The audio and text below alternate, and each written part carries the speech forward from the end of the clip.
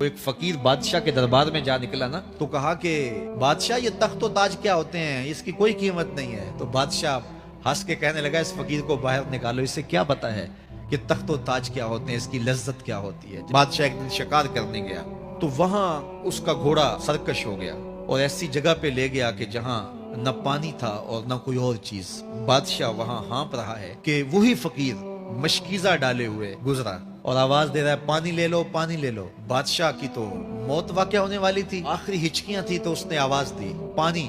تو اس فقیر نے کہا کہ ہاں تمہارے پاس ہے کوئی قیمت پانی دینے کی؟ اس نے کہا بابا میں بادشاہ ہوں، جو مانگو گے میں دوں گا، مجھے پانی دو، میں مر رہا ہوں۔ اس فقیر نے کہا آدھی حکومت لگے گی۔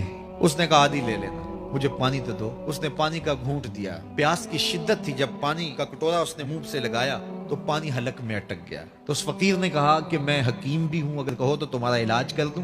اس نے کہا ضرور کرو، لیکن اس نے کہا میں یوں ہی نہیں کروں گا، آدھی باقی حکومت بھی لگے گی، وہ بھی لکھ دو۔